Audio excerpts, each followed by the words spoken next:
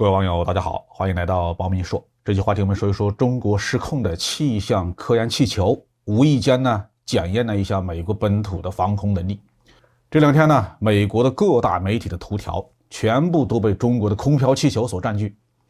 一支中国民用的气象科研气球从美国西北部进入美国领空，横穿呢整个美洲大陆，向东飘向大西洋，高度大约是在20多公里吧。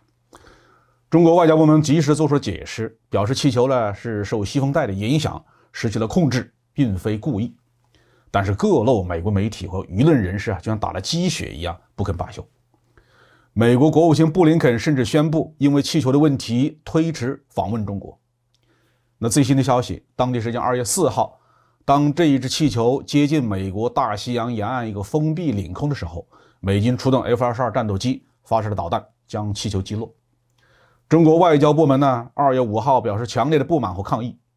称美国执意动用武力来对付民用目标是明显的反应过度，是严重的违反国际惯例。中方呢将坚决维护有关企业的正当权益，同时保留做出进一步必要反应的权利。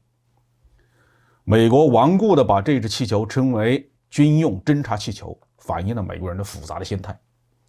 当然了，如果是中国的一个军用航空器未经允许进入美国领空，并且长距离的穿越，这确实是一种侵略行为。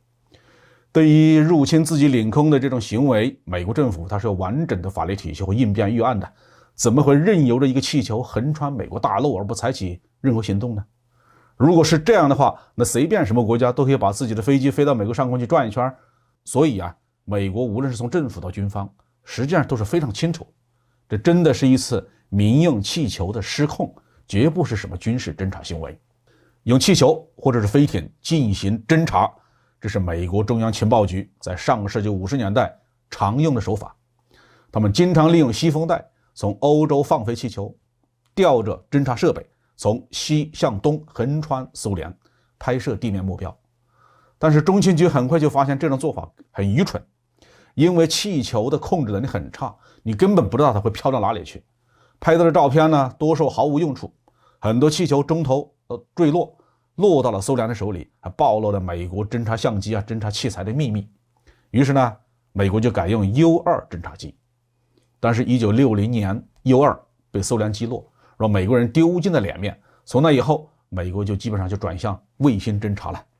所以有美国专家指出，中国要是想对美国进行战略侦察，根本就不会用气球，因为中国本身有能力研制先进的高分辨率的对地观测卫星，星座每天可以从美国上空通过几百次。中国的商业卫星呢，已经多次的拍摄了美国的军事目标，包括诺福克军港、五角大楼这些位置。有这么好用的工具，何必还要用什么空飘气球呢？高空气球或者是飞艇，它在军事上的主要用途是通信中继，也就是吊一个通信基站到天上，供地面的用户进行无线电通信。中国在美国好像也没有什么野外通信的需求有必要把气球或者是飞艇放到美国上空去吗？实际上呢，北美防空司令部一直是在试图大事化小，小事化了。2月4号的早晨，北美防空司令部发布公告说，这一支中国的气球并没有对地面上的任何人造成军事和安全的威胁，不必理会。但是美国的反华势力们就不肯罢休不但对气球的行踪进行了长期的跟踪，而且制造了各种言论漫画来讽刺美国军方，把他们描绘成是一群束手无策的可怜虫。甚至连前总统特朗普都在推特上大声的咆哮，要求拜登政府赶紧把这气球打下来。那么美国空军把它击落不就行了吗？为什么会容忍这支气球几乎横穿整个美国大陆呢？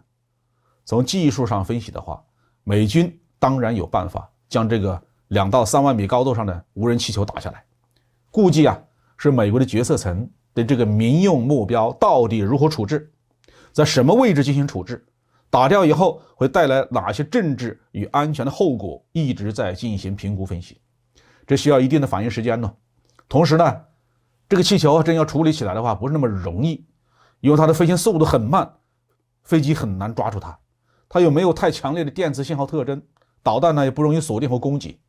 美空军呢一旦要采取行动，是必须一击即中，否则会很丢脸的。但无论如何这支气球横穿几乎整个美国领空，已经让美国人很没面子了，他们是一定要把它击落的。最后美国总统亲自下达攻击令，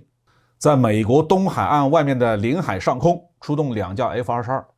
先是找到气球，围着气球转圈，锁定目标以后，发射了3枚 AIM-9 响尾蛇空空导弹，把气球击落。没有想到啊，这支民用气球对美国的国家安全没有造成任何的影响，却让美国社会陷入了一片混乱，一片恐慌。当然，这同时也让我们看到了，也检验了一下美国本土的防空能力。这个气球啊，还真是让人哭笑不得。